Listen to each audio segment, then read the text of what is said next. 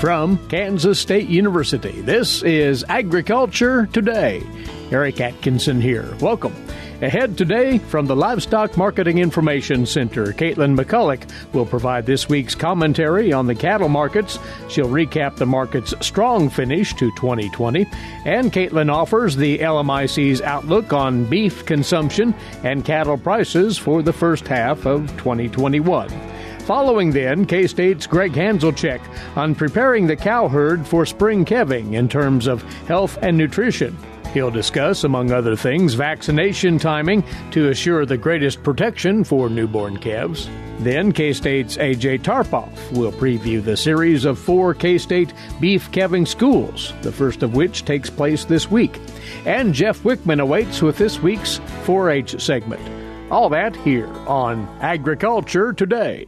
A social distancing tip. While the CDC urges you to avoid close contact, like hugging or shaking hands, there are other non-physical ways to say hello.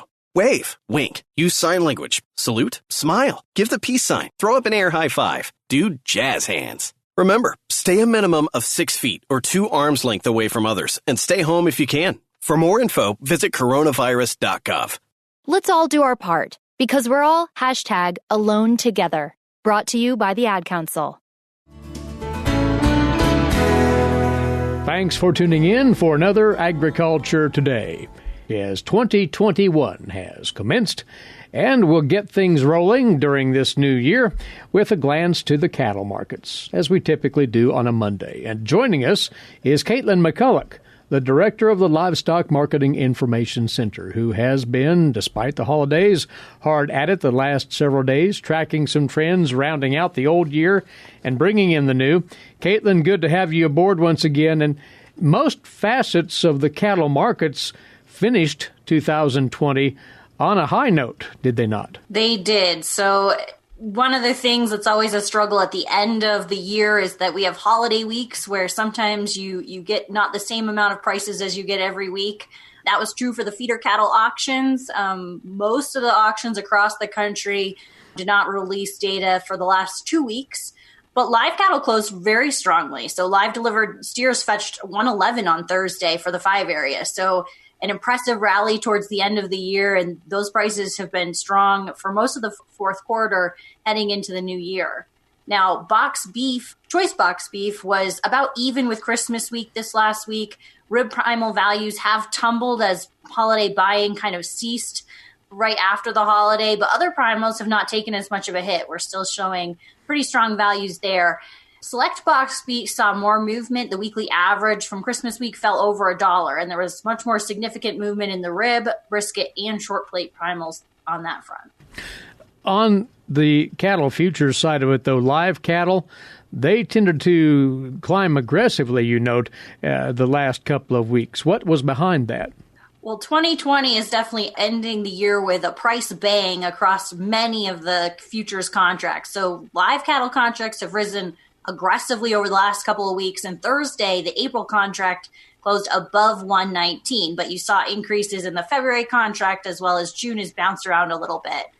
One of the interesting things we've been watching, though, on the fed cattle side is the February-June spread is very small compared to historical standards. Over the fourth quarter, it's averaged about $2 a hundredweight between that February and June contract, when normally over the last 5 years, it's been more like between $6 and $8 a hundredweight. So this is the narrowest fourth quarter that spread has been since 2012. I think some of that is because February has struggled to move higher, and that's because cattle on feed is indicating a large volume of slaughter-ready cattle are going to be ready feeding against that February time frame. And so that's limiting that upward movement and helping aid that spread to stay small. The significance of that as we move ahead, it's suggesting that we'll have plentiful cattle for the first half of the year, basically, right? That's what it looks like to me.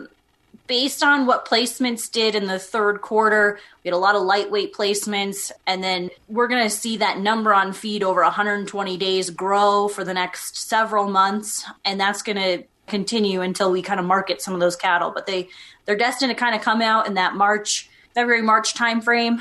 April might see a little bit lighter slaughter-ready supplies, but Again, you're going to be comparing these against a pretty crazy 2020, so the percentages might not show up the way we normally think of them, even though you're talking about cattle on feed numbers that are still going to be rather plentiful. Well, before we go further into the LMIC view on 2021, quickly on the feeder cattle side, some pressure brought to bear there from escalating feed grain and soybean prices.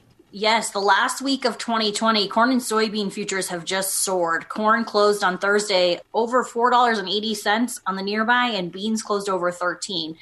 Both of those are experiencing some upward pressure from the strong grain exports we've seen, as well as really dry reports out of South America and crop developments that are really pushing those prices up. And feeder cattle prices have responded. They've come down maybe not quite as much as you would expect them to go down relative to the rally we saw in corn and soybeans, but still putting pressure on those feeder cattle prices. So maybe the feeder market is not reacting hugely yet, waiting to see if those corn and soybean prices are going to retreat some. Could that be the case? I think so. I mean, it's still pretty early in the South American growing season, similar to as we've witnessed in 2020.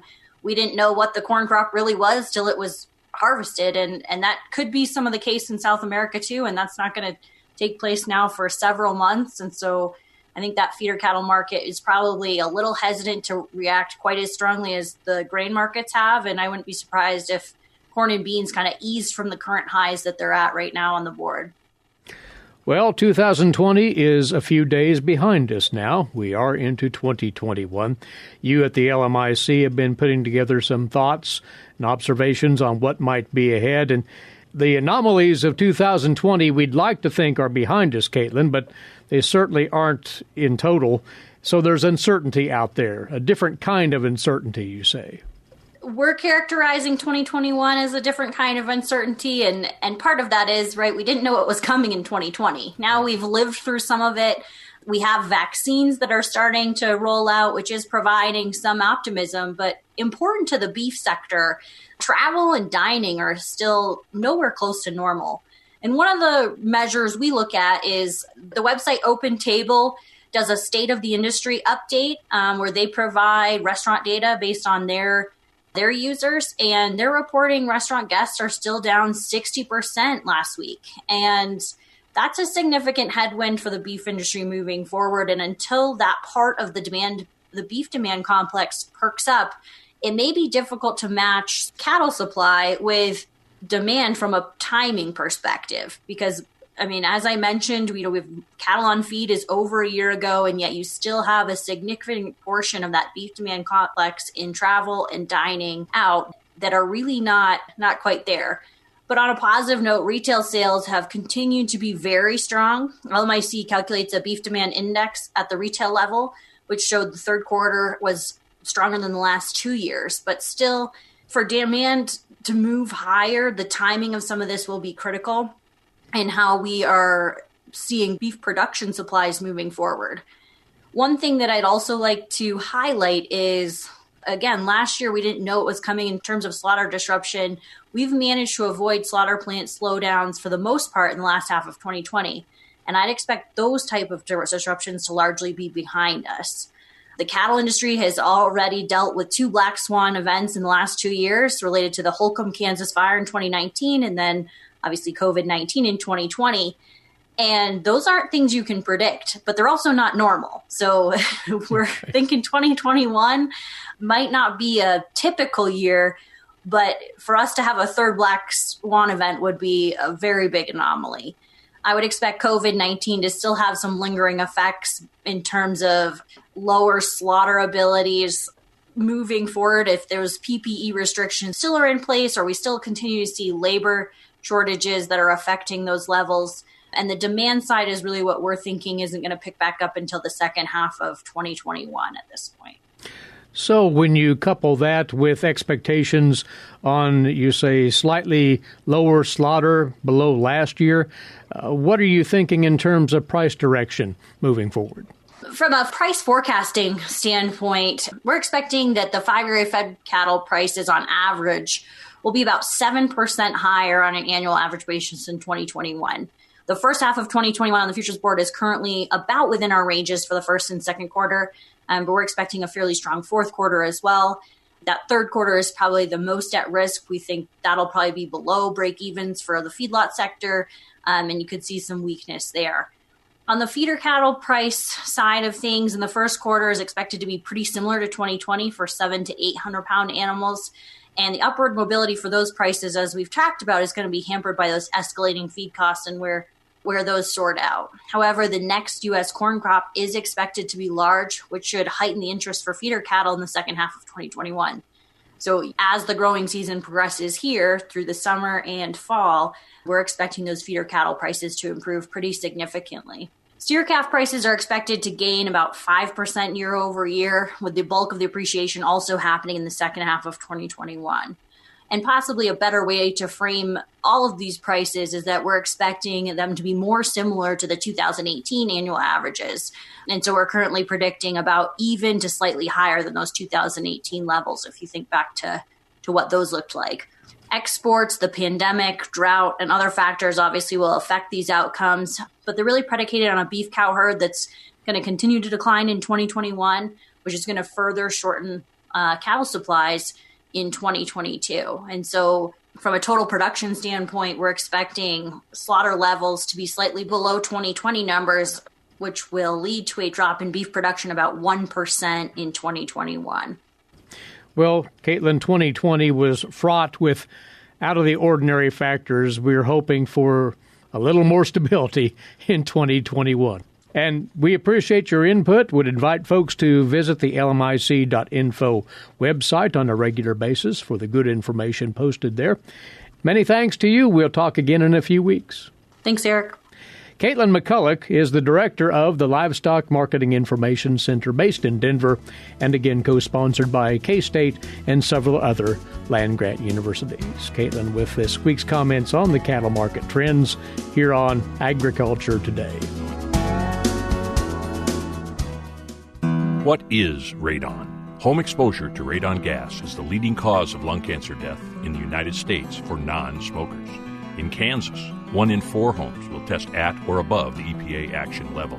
The Surgeon General recommends all homes be tested and fixed if necessary.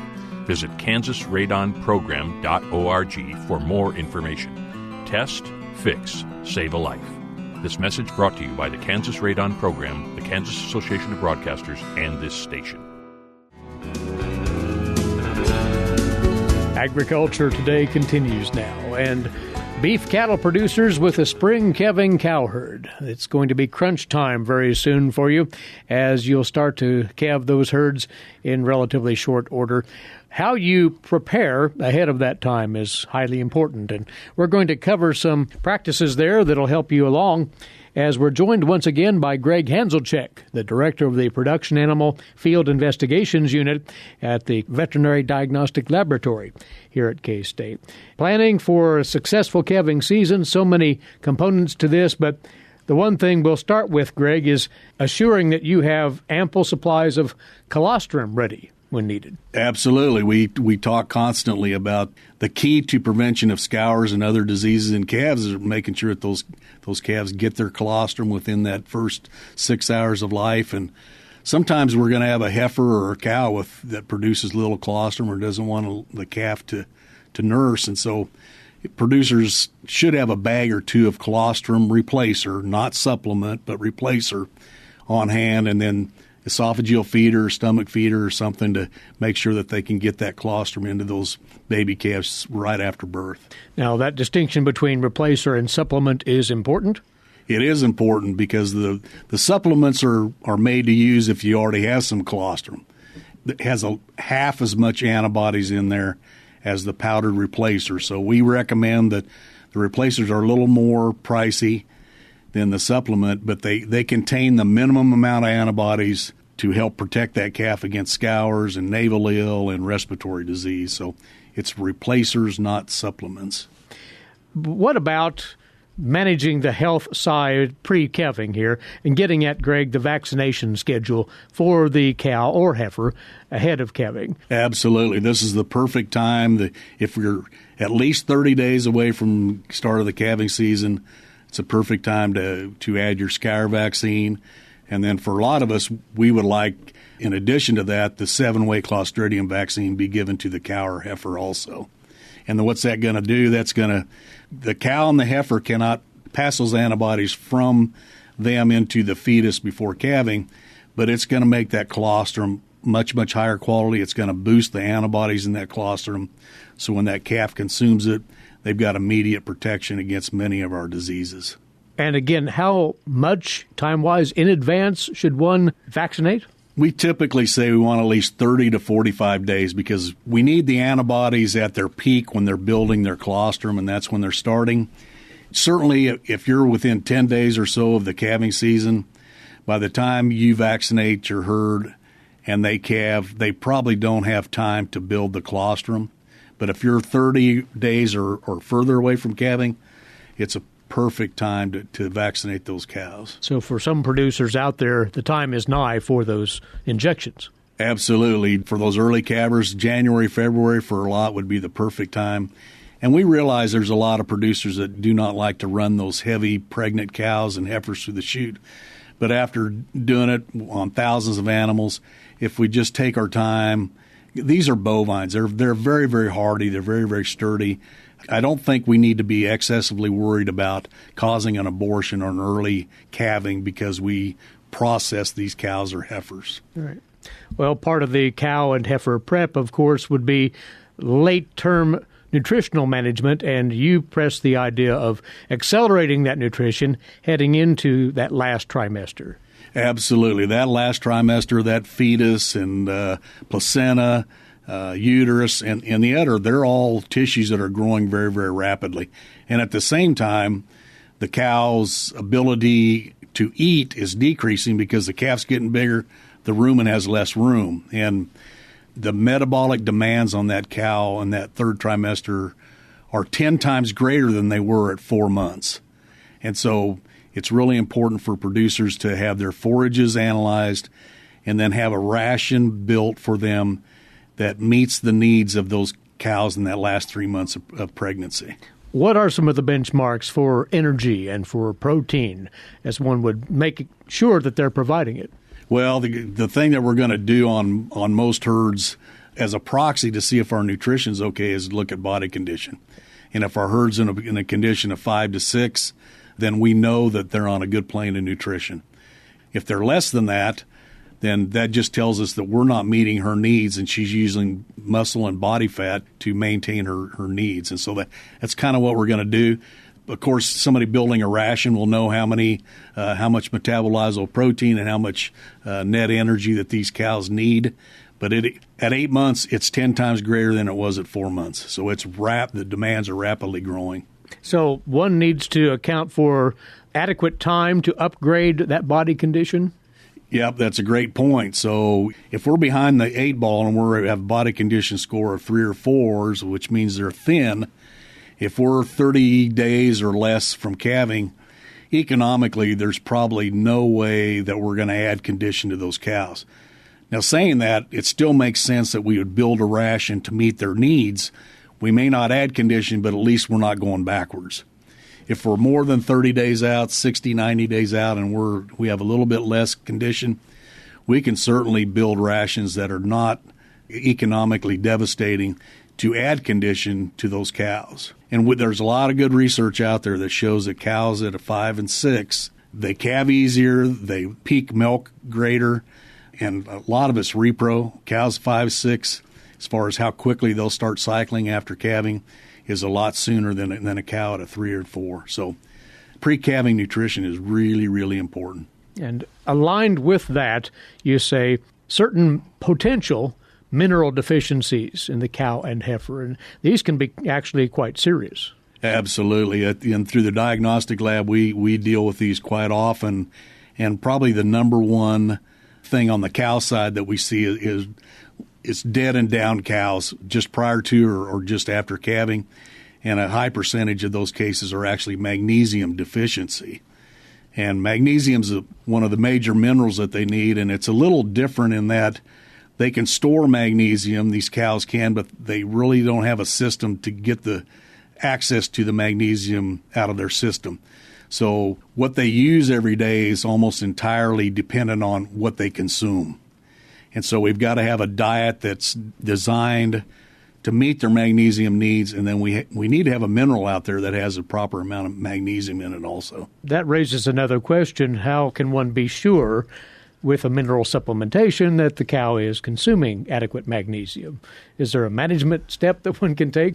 And that's great. We can have the best mineral known to man out there, but if they're not eating it, it's not going to help them. So, number one, we look at quality. Magnesium oxide's okay. We don't mind that in there, but if we're talking about zinc and copper, we want to stay away from the oxides and go towards the sulfates. But the main thing is most of these minerals are made to or designed so that the animals eat 2 to 4 ounces per day.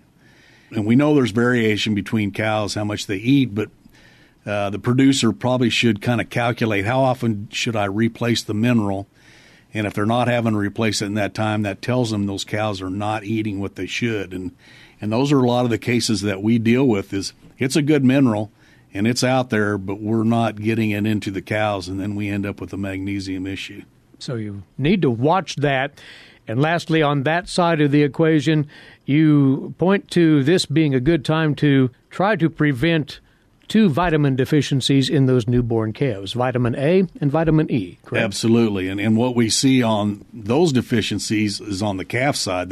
The cows typically don't show any signs of a deficiency, but a vitamin A and or a E deficiency a lot of times will result in either weak or stillborn calves. That's really, really important. And so to avert that problem, what needs to be done? Well, we don't have really a lot of good research on the beef cow side as far as what needed for vitamin A and E levels like we do on the dairy side. But just as a warning that they do need vitamin A and they do need vitamin E. Vitamin A are they're going to get from any green type forage. Our hays are a great source of vitamin A. But as that hay is in storage, that vitamin A is oxidized and it goes away. And just like if we have vitamin A in a trace mineral during storage, that vitamin A will also be oxidized. And there's been some good research to show that about half of the vitamin A in either one of those, either forages or minerals, is oxidized and is gone about every 6 months. And so if we're using 2-year-old hay or 3-year-old hay, the vitamin A content in those forages is probably nil. And if we happen to have a whole bunch of mineral that we've stored since last year, the vitamin A that was in there originally and is on the tag might have been great, but today it's probably not very high. So yet another aspect of pre-calving nutrition to pay attention to and try to avoid these problems. But there's a lot going on here, Gregg. Do as much as you can in advance to cover all of these bases to assure no troubles at calving time. And, of course, our producers have their local practitioner on speed dial anyway, so talk with those folks. Absolutely. Always use your local veterinarian and a trained nutritionist, and sometimes it's a veterinarian, sometimes it's not. But, again, I don't think we can stress enough the need to analyze forages and have rations that are built economically that'll satisfy the cows and the heifers. Gregg, we always appreciate the input. My pleasure. Gregg Hanzlicek from the Veterinary Diagnostic Laboratory here at Kansas State University. Another installment on bovine health management from Gregg here on Agriculture Today. Did you know every Kansas farmer feeds 128-plus people? Kansas farmers are hard workers, dependable, authentic, and sensitive. Not only do farmers put food on your table, but they put clothes on your back and fuel in your car. For more information about Kansas farmers, visit K-State Research and Extension online or stop by your local Extension office. This message has been brought to you by the K-State Animal Sciences Leadership Academy participants. Agriculture Today is back now. Eric Atkinson with you. And follow-up for you cow-calf producers on special events coming up soon put on by K-State Research and Extension. These have become immensely popular with cow-calf producers in recent years as they're conducted every winter. K-State's series of beef calving schools, and they are orchestrated by our guest, A.J. Tarpoff, beef veterinarian, K-State Research and Extension. Now, these start the series of 4 this week, as a matter of fact, and continue on through the rest of the month. A.J., the nature of these is impressive in that they've attracted a great amount of attention over the years. We really have. This has been a program that's been a lot of fun to put together every year. It's something that hits home with every cattle operation within the entire state, every cow-calf operation. It's calving. It's kind of that magical period of time, but it also comes with a little bit of frustration sometimes. So this is really that type of program to prepare you to really handle calving better. Okay, we're always striving for perfection. We may never get there, but we can always take those steps each and every year, each and every day of trying to do something, either change a technique, do something more efficiently to really impact the health and well-being of our animals into the future. You've had exceptional turnouts at each of these in the recent years. Now, producers have experiences with calving time, but there are always questions, it seems, even for the most seasoned producer. That's what's interesting about this program. We've had a couple of thousand producers from all over the state come to these locations and come to these meetings over the last several years. And regardless if you're a novice, you're just getting into the cattle industry, or you're a seasoned vet. You have been managing your herd and your operation for multiple generations and been doing it for 40 years. There is a tip and a technique that can help each and every one of you. And that's what I think is so special about this, that it can help everyone. You can always pick up something new and maybe something novel that you haven't tried before that may help you in some of these difficult calving situations. And the centerpiece of these, the calving simulator. Talk Yes. about it. That's your pride and joy. It really is. So the calving simulator is a fantastic tool that we have available to use within our department. Actually, we have a brand new calving simulator cow that have been able to raise some funds and be able to have this access. It is a full-size cow, okay, and it kind of catches people off guard whenever they walk into the building. It's like, oh, hey, there's a cow over in the corner. It is a full-size model.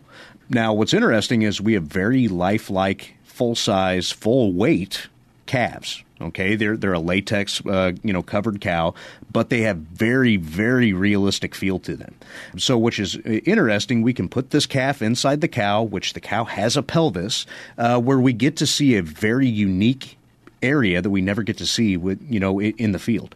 And I actually set up cameras on the inside of the cow to help with different orientations. If the calf is not coming through the birth canal like it should, if we have a malpresentation, if a leg isn't coming through like it should, I can actually walk producers through and they can visualize what happens on the inside of that animal on what the normal calving process looks like, and then when things go awry, and then how to properly correct those malpresentations in order to get that calf out safely. And those are really the things you try to hone in on, dealing with dystocia and the proper responses in intervention. It really is. And within that intervention, we talk about all the tools, the tools of the trade.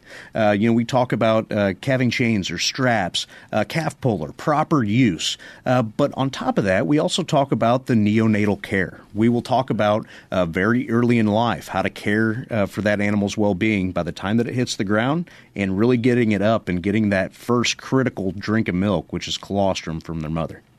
You cover the waterfront here, and there's plenty of interaction with producers, right? That's what these are here to answer questions. We're going to cover a lot. I truly believe the more we understand about the calving process, the more it makes sense on what we're seeing. Okay, cattle are a prey species. They don't always like to tell us, hey, we're in labor.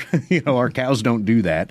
But understanding what's happening on the inside of the cow through the normal presentation helps us understand and visualize, and it kind of makes sense. Oh, that is where this cow is in her progression of calving. But it also should kind of yell at us when something is awry and when we need to intervene. So we will talk about time frames. When do we intervene? How do we intervene? What tools do we use? How do we use them appropriately? And ultimately, when do we call for help? Okay, that's often the most critical time on when we need to be honest with ourselves, when we need to call for help, when we need to contact the local veterinarian to be able to provide assistance to ultimately get more live calves on the ground. So you've lined up 4 of these and well dispersed throughout Kansas for a reason, of course. The first of those is taking place this coming Wednesday, the 6th in Emporia. Then a week from today, January the 11th, Monday in Winfield, Wednesday, January the 13th in Blue Rapids, and Thursday, January the 21st in Dodge City. Same program at each, right? It is the same program, at least from the calving school aspect. We will have multiple speakers, usually at each of these events. So all of our local locations have actually scheduled and may have a secondary topic that they will cover as well. For more information on these calving schools, please visit ksubeef.org. That is our beef extension website. In the upper right-hand corner, you'll be able to see the local flyers to be able to kind of see what the secondary topics are. You can see RSVP information to contact the local agents to be able to get you on the registration list. So please contact the local agents within these locations. Visit ksubeef.org for more information and the flyers and who to contact. And do want to stress, you need to register in advance. And by the way, for that first, which is taking place in Lyon County, Emporia, this Wednesday, the 6th, registration is due this very day at the end of the business day. So get in touch with the Lyon County Extension Office in that instance, and respectively the Cowley, Marshall, and Ford County Extension Offices for the other 3 calving schools upcoming soon. We'll repeat the dates and locations in just a second. AJ, it's always a great series of events, and good luck with conducting these once again very soon. Thanks for the update. Thank you very much. He is A.J. Tarpoff, beef veterinarian with K-State Research and Extension, the 2021 K-State Beef Calving Schools, all set to go. This Wednesday the 6th in Emporia, Monday the 11th of January in Winfield, the 13th of January, Wednesday in Blue Rapids, then Thursday the 21st in Dodge City. The complete details on each of these at ksubeef.org or contact the corresponding extension offices hosting these events. One last break now, and when we return, Jeff Wickman takes the helm as he'll bring this week's 4-H segment. You'll hear how Kansas 4-H'ers have been helping get the word out about curbing the coronavirus. You're listening to the K-State Radio Network and Agriculture Today. Did you eat today? Thank a farmer. A way to get more involved in agriculture is through 4-H and FFA. Through 4-H and FFA, we have been given multiple opportunities to grow as leaders and learn more about agriculture. You can learn skills related to jobs, public speaking skills, and you get the opportunity to travel around the country and meet new people. If you want more information about getting more involved in 4-H and FFA, visit them on their websites at kansasffa.org and kansas4h.org. Welcome back to Agriculture Today. I'm Jeff Wickman. Kansas 4-H is working with the Kansas Leadership Center to facilitate community conversations as part of the Kansas Beats the Virus initiative. Kansas 4-H Extension Communication Specialist Aliah Mestrovich Seay says 4-H youth have taken the lead role in facilitating these conversations. Aliah, normally we think of December as being kind of a sleepy month where everybody is trying to just wrap things up for the end of the year. But for Kansas 4-H, that was a different story this year because of coronavirus and their new involvement with Kansas Beats the Virus. Yes, we did have a very busy month because we partnered with the Kansas Leadership Center and were able to provide facilitated conversations, community conversations at that, to youth in their local communities that wanted to work towards reducing the spread of COVID-19. Explain how this partnership came about, because it's really kind of interesting. I actually found out about it from an agent, from Jill Martinson at the Chisholm Trail District, and she said, come and attend a webinar and get more information. And what is pretty amazing is Ed O'Malley, the president and CEO of the Kansas Leadership Center, actually called me after the webinar, and he asked me what kind of our framework and strategy would be for reaching youth. And I talked about extension and our partnership with the local units and how I knew that there were youth and agents that wanted to get involved. And so he said, well, how many conversations can you do? And I thought, I bet we can do about 20 conversations in December. And he basically said, if you can do that, then we will fund extensions of these action plans in local communities and through the state 4-H office to be able to further healthy living in your community. And this is really kind of an extension of what you've been doing this past year in terms of creating these community conversations. That's what the Kansas Leadership Center thought was really amazing, because here we have youth and adults that are trained in positive youth development, and they know how to facilitate community conversations. These community conversations in 4-H can last up to 4 hours in person or online, And the Kansas Leadership Center is doing a community conversation on how to beat the spread of the virus, and it's only an hour long. So for our youth and adult facilitators, this is a piece of cake. In terms of what they're trying to discover, what are some of the things that they were able to cover during these conversations?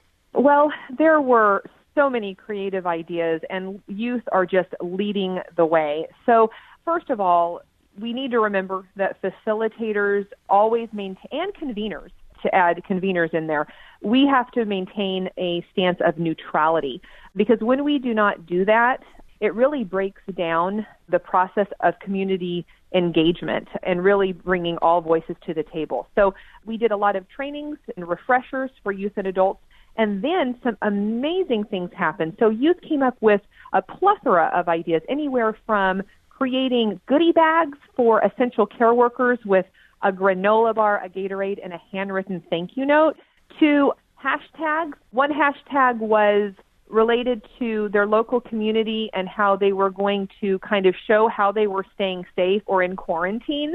So really creative ideas to create a sense of belonging, but also stay at home. And then there were just all kinds of ideas that youth came up with, and it was really wonderful to see that take place. And that's really the goal, is to make people more aware of what they can do individually and as communities to get us through this really kind of rough patch that we see probably for the next 3 or 4, maybe even longer months. Yeah, I think this was the perfect time to do this type of activity because morale is down. People are tired. It's the holidays. This is where we typically get to see family and friends. We get to go caroling. We get to do all kinds of things that we aren't going to do in the same way as we've done before. And so youth were able to speak to that. They were able to speak to the fact that they missed their friends, that they wanted to stay safe, and that they wanted to be leaders in their community to promote healthy living. So I would say this activity not only created safer local environments, but also boosted morale as well. The nice thing is they got to put into practice what they've been learning, and that's always important in 4-H, is to get out and have that practical experience. Yes, and I think this one in particular really hit home because, you know, we are all interconnected. We are all connected to what's happening with COVID-19 across the state, in our nation, and in the world. And so to see how much youth can make an impact in this way and use their life skills to better their community is just a wonderful citizenship and leadership project. Yeah, it's hit everyone really hard, and probably youth in particular, because they've been so disruptive in terms of their normal day-to-day life, their school life, their extracurricular life. So they've really been hit hard by this. They have. And, you know, me being a facilitator or a co-facilitator with another adult or another youth, it's really been interesting to see firsthand what youth are really thinking about, because you know, some of them expressed just worry about the fact that they could be asymptomatic and they could carry that or spread that to a high-risk family member or to their grandparents or to a very young sibling, people that are in high-risk categories. And to hear them speak so eloquently in such an educated way about this virus, I was really impressed, not only by just the background information that they had, but also how they put their understanding into practice to stay safe and better their community. They had a number of meetings before Christmas. What do we see in the new year? Will they continue these meetings? We are hoping that this will continue to evolve with the Kansas Leadership Center as we build a relationship with them. There has been some communication about when the vaccine is being distributed more widely, that we will have conversations about that as well. Given this is a bipartisan effort, a facilitator does not come with a preconceived notion or try to promote or endorse any type of idea. But what we are trying to do is create a space where we can come to find solutions for the common good of society, and that there are people at those meetings that have varying opinions about not only COVID-19, but also the vaccination and what that looks like moving forward. So these are conversations people may shy away from, that they might feel are fairly polarizing. And so that is why we're making a commitment to do this, so that we can become more unified in our local communities. That's Kansas 4-H Extension Communications Specialist Aliah Mestrovich Seay. To learn more about the Kansas Beats the Virus initiative, visit kansasleadershipcenter.org. More information about community conversations can be found at kansas4h.org.